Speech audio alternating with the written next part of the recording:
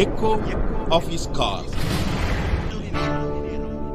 Dear brothers and sisters, I love you so much. Because of that, I pray for you on a regular basis. मेरे प्यारे भाइयों और बहनों, आप सभी को मैं प्रेम करता हूँ, इसीलिए आप लोगों के लिए मैं रोज़ प्रार्थना में स्मरण करता हूँ। During the past more than 55 years, I have been in the ministry. मैं पिछले 55 साल प्रभु की सेवा में हूँ।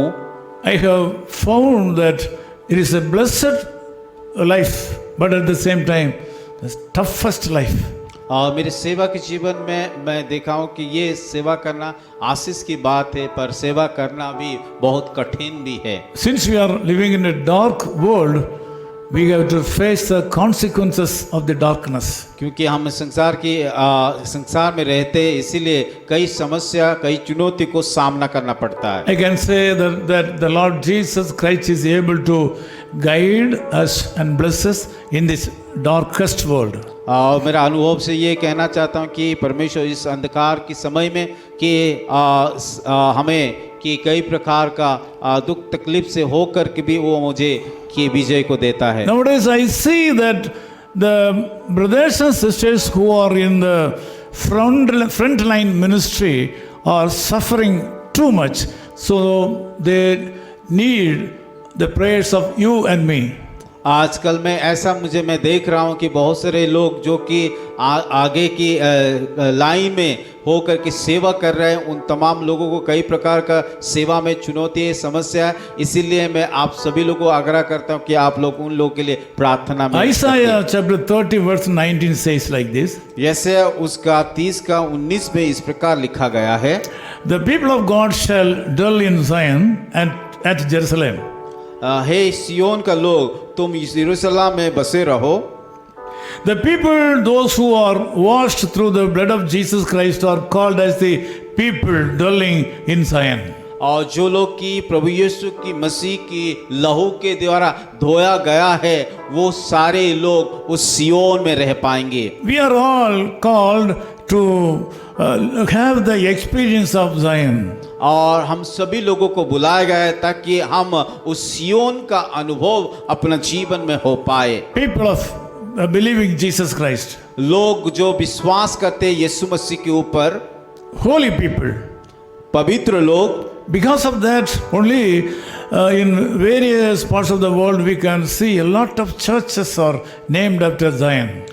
इसी के कारण कि बहुत सारे इस संसार में देखते हैं कि बहुत सारे लोग कलीसिया का नाम सियोन रखते हैं। It is a very big subject. ये बड़ा संदर्भ है, बड़ा विषय है। It cannot be illustrated within 5 minutes or 10 minutes. ये 5 और 10 मिनट के अंदर इस शिक्षा को हम पूरा नहीं कर पाएंगे। So the people, those who are living a faithful life, will live in Jerusalem. जो लोग विश्वास योग्य जीवन बिता रहे, वो सारे लोग उस सियोन में पाएंगे। Jerusalem is the city of God. ये यरूशलेम परमेश्वर का नगर है। God says He will give them the bread of adversity sometimes. और परमेश्वर इस प्रकार भी कहता है कि वो उसको विपत्ति का रोटी कभी कभी देंगे। Sometimes they have great afflictions in life. कभी कभी उन लोगों के जीवन में समस्या, दुख, तकलीफ होगा। Bible says water of affliction. Bible इस प्रकार भी कहता है कि दुख का जल। But the sound of your cry will be heard by the Lord God who created the whole universe. परंतु आप लोगों का दुहाई परमेश्वर सुनेंगे जो कि स्वर्ग पृथ्वी को बनाया है। This morning, if you feel that you are living a very faithful life in the sight of God and you are undergoing afflictions and problems, you need not worry about that. अगर आप परमेश्वर के सम्मुख में सीधा मार्ग में चल रहे, पवित्र जीवन बिता रहे, चाहे आपके जीवन में जो भी समस्या होना क्यों, आपको किसी प्रकार का विषय के लिए चिंतित ना होना। The Lord God who has called you will be with you always. जो परमेश्वर आपको बुलाया वो आपके साथ हर समय रहेंगे। You will be able to enjoy the graciousness of the Lord Jesus Christ. आप परमेश्वर का अनुग्रह को अनुभव कर पाओगे। He will make you, cause you to live in the city of Jerusalem, even though you are living in this world. शायद आपके जीवन में कई प्रकार का समस्या होगा, पर एक दिन आपको उस सियोन में रहने के लिए वो आपको अनुग्रह He देगा, will feed you. वो आपको खिलाएगा। Sometimes the adversities of this world may attack you. कभी कभी इस संसार का विपत्ति आप दुख आपके जीवन में आएगा, Since you are living in a dark world, क्योंकि इस अंधकार का संसार में आप जीवन को बिता रहे हैं। most of the people as well as leaders do not know who is Jesus. कई बार हम देखते हैं कि जो कि अगवा करते हैं उन लोगों को भी पता नहीं, मालूम नहीं होता है कि यीशु मसीह कौन है। So you may be attacked by the people. शायद आप लोगों के द्वारा आक्रमण हो सकता है। You may be facing adversities each minute.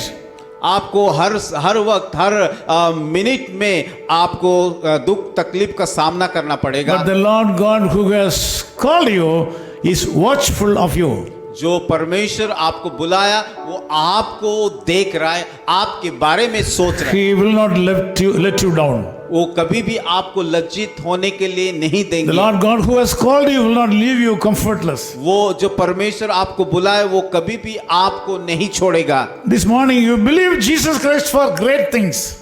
आज के सुबह परमेश्वर यीशु मसीह के ऊपर विश्वास कीजिए ताकि वो आपके जीवन में अद्भुत काम को कर पाए। Sometimes you may be facing problems in every area of your life, but the Lord God is still for you.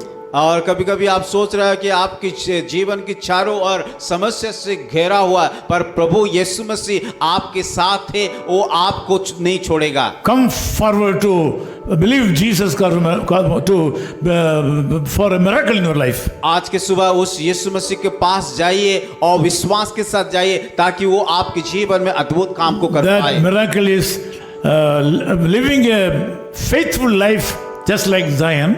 और जैसे कि सियोन का लोग विश्वासियों के जीवन बिताया, उसी प्रकार का जीवन आप बिताइए। And living in Jerusalem, even though you are living in this world. शायद आप इस संसार में जीवन बिता रहे हैं, पर ऐसा जीवन बिताना है कि जैसे कि आप यरूशलेम में वास कर रहे हैं। I leave the remaining things to the Holy Spirit to reveal everything about this. और इस सिलसिले में मैं आपको कि प्रभु के हाथ पवित्र आत्मा के सौंप देता हूं कि ताकि पवित्र आत्मा की बाकी का विषय को समझाए। This is a vast subject. ये बड़ी विषय है। God bless you. प्रभु आपको आशीष दे। Loving Father, we thank you so much for this wonderful time to share something about Zion and Jerusalem. प्रभु इस अद्भुत समय के लिए हम धन्यवाद देते हैं कि इस समय हम सभी को अनुग्रह किया कि आपकी उस यरूशलेम के बारे में बातें करने के लिए। Great Bible scholars are conducting this subject for days together, weeks together, months together.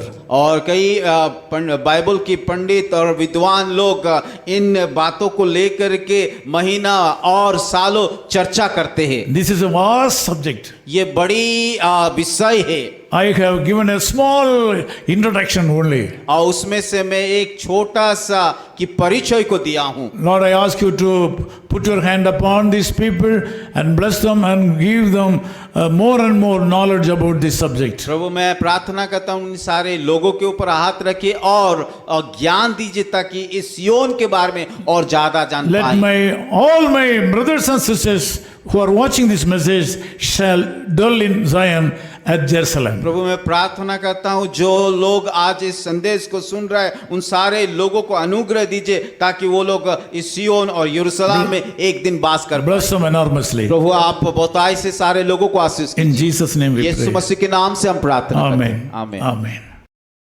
Echo of His Call Ministries, 10 Muhammad Abdullah 2nd Street, opposite International Cricket Stadium, Chepauk, Chennai 600005, India. Phone 9144-2852-8282. Mobile phone and WhatsApp 91-98412-71858. Email sam@echoofhiscall.org. Website www.echoofhiscall.org. God bless you.